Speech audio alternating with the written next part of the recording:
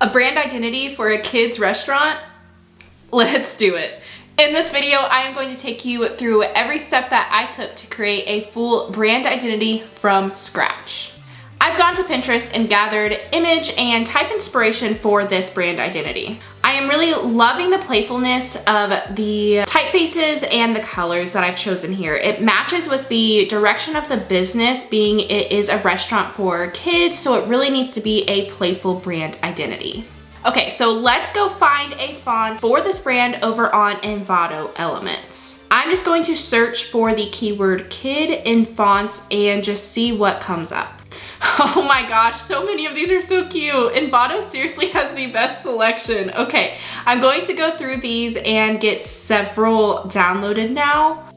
All right, so I've downloaded several fonts from Envato Elements, and now I'm just going to place each one onto an artboard in Adobe Illustrator. This way I can see them all side by side and then basically just do a process of elimination to narrow down to the final font that we're going to use for this brand. Okay, so this last font here, it's called Fun Kids. It's seriously so cute and it matches the moodboard really well. I'm going to look for any glyphs that are within this typeface that I could possibly use to help with customizing in the next step. There's a few pretty fun glyphs within this one that I think that I might be able to use. All right, so now let's go through the process of elimination. The first font is just too bulky and it just doesn't really feel playful enough. I think because of the really sharp and harsh edges of the letters, there's just not much softness to this font and it's just not working really at all. So I'm gonna get rid of it. The second one is fun, but I'm not a fan of the inline here, so I'm going to switch the typeface to the clean version and keep a hold of that one for now. Okay, now this third one here, again, it just feels too harsh like the first one was. The edges are just too sharp, so I'm gonna get rid of it as well. Now we've narrowed it down to 4 fonts and they are all pretty fun. The first one, I don't hate it, so I'm not going to get rid of it, but I am going to move it off of the artboard just in case I do want to use it later. And same for this one here. Okay, now we're down to 2 fonts. Gosh, this process is always so hard. I think that I'm leaning more towards the second typeface for really no other reason than it has the ability to be changed to capital or lowercase letters if I wanted it to, whereas the other font is an all caps only font. So we are going to go forward with the Fun Kids font. That's the one that we liked at the very beginning, so it's kind of interesting that that is the one that we ended up going with in the end.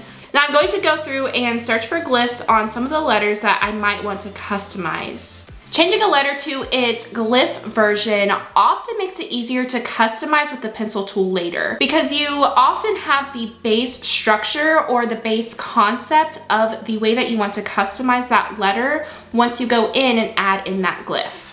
Okay, so I love this glyph for the letter K. I'm going to try replacing the current K with this new one.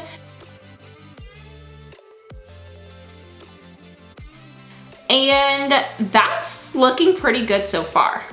Okay, and now for some more customizing. I'm going to make the spacing between my words really close to give that sort of warm, comfy feeling.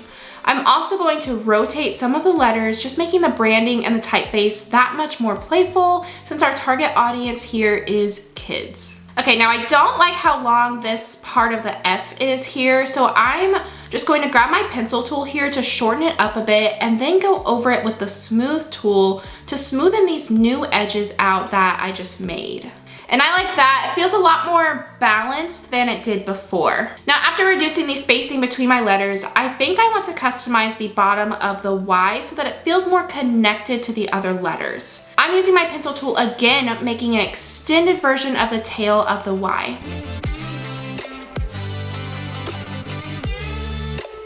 I like how this new Y looks. It almost looks like it's flying with the way that it's curved and pointing upwards towards the 2 higher letters, which is really just perfect for the concept of this brand. Now, because I've done so much manipulation to the placement and rotation of each letter, I'm actually going to grab a guide and put it onto my artboard. So I'm pressing Ctrl R so that I can drag a guide from the rulers onto my artboard so that I can ensure that all of my letters are at the same baseline height. Attention to detail really matters when you're a brand designer. Something as small as an apostrophe can throw off an entire logo. As it is right now, the apostrophe here is just way too sharp and way too big.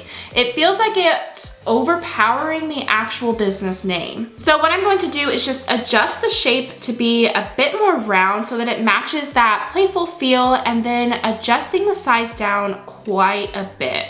This feels way more balanced, and I think that we're ready to move on to making the submark. I'm making a kite shape by creating one side, and then I'm gonna do a horizontal flip to mirror that side, and then using the shape builder tool, which is Shift M on your keyboard, to combine both sides into one kite shape. I'm rotating the kite slightly and then using my blob brush tool, which is Shift B, to draw the string of the kite. Now, a kite is not complete without its handle, so let's make a rectangle and place it directly at the end of the kite string. And of course, we need a bow. Let's use the ellipse tool to make an oval, and then select the bottom point and extend the curve handle out and do the same to the top point until you have sort of a nice indent in the center of the shape. Then do a vertical flip and press copy. And next, let's make a rectangle and place it directly in the center of the two bow shapes. Let's place it right at the bottom where the kite meets the string, and then another a little bit further down the string.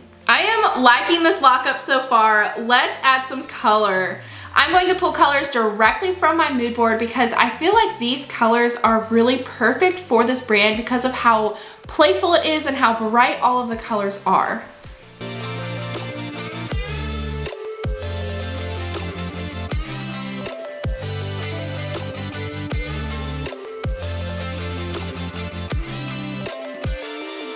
This is looking so fun. I am loving the color palette, and I am loving using every color in the logo. The rest of this branding is going to be so much fun to make. I can't wait to design the pattern. Let's start a new artboard and place the kite on it and start manipulating the placement of the kite elements to lay out our pattern. I also want to include something that represents movement and airflow. So I think I'm going to use the blob brush tool and draw some wavy lines to represent airflow of the kite.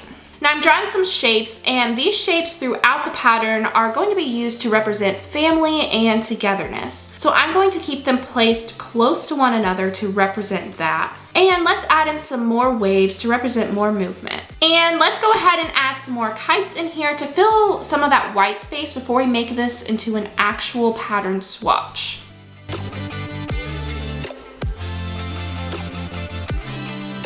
Okay, now I'm liking how these elements are laid out. Let's go ahead and make them into a true pattern swatch. I'm going to select all of these elements, then go up to Object, Pattern, Make, and I'm going to flip through the different tile types until I see one that I like. I think I'm going to go with hex by column, but I am going to adjust the width and the height of the tile size as I want the elements to be a little closer together. Okay, now that I have the pattern swatch made, I'm going to move some of the elements around so that I fill in some of the white space and make this a true seamless pattern. Okay, now after some further manipulation with the pattern, I really don't feel like the hex by column tile type is actually going to work for this pattern just for some reason. So I'm actually going to try switching to brick by row. And I think this is working better. I think the shapes of these elements just needs a more grid-like structure opposed to the more flexible layout that we had with the hex shape. Now I'm just adding in some more elements again, just filling that white space.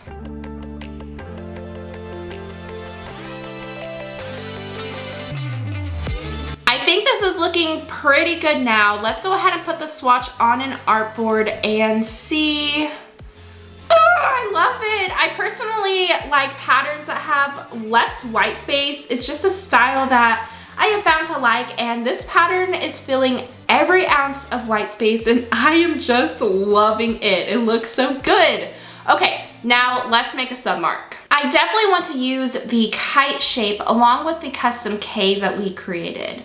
The K just has such a fun shape to it, and I would really like to use it more throughout this branding. So let's add the K in here and maybe add the pattern in here too. Okay, this is looking good, but I think there's something missing. The tail of this K looks like it might give the perfect spot to actually put some text in there, which I think we can do as the rest of the naming of the business. I think I want to try it and see how it looks.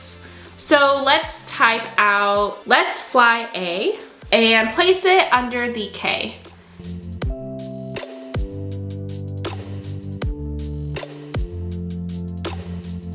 And oh my gosh, I love that. That was such a good idea. I really like how that turned out. Okay, so now it's time to head over to Envato Elements to source some mockups for this brand.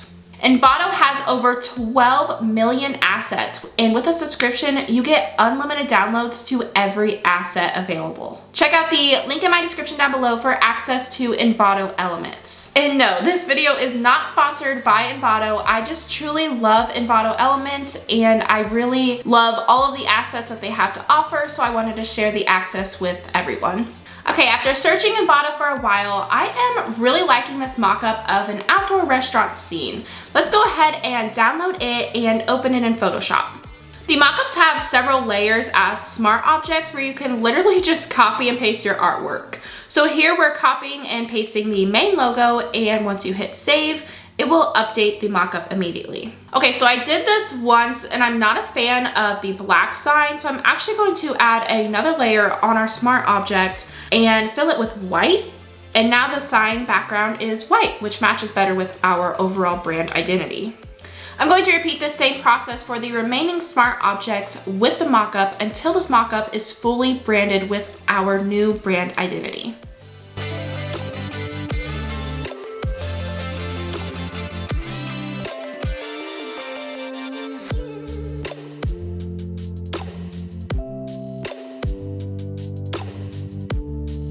Okay, and now a restaurant's branding cannot be complete without a branded menu. Let's go back to Envato Elements and find a menu mockup to use for this brand. Once I have the menu mockup found, I'm actually going to open it in Photoshop and then look at what the canvas size is set to, so I can then go into Adobe Illustrator and make a new artboard set to that same canvas size and design my menu in Illustrator.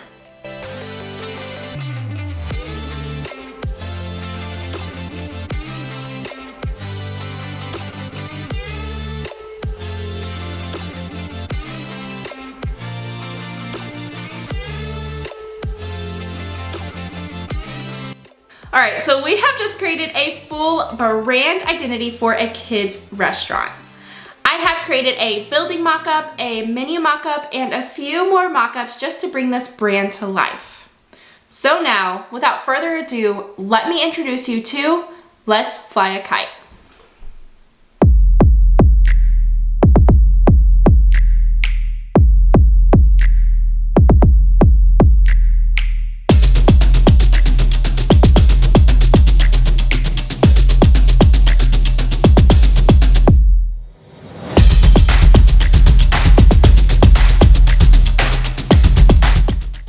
You've just watched me create a full brand identity from scratch. If you'd like to see me create a brand identity for an actual client, check out this video right here. Or if you would like to see how I created a brand identity using the AI resource ChatGPT, then check out this video right here. But for now, until the next video, remember to become the brand and bye!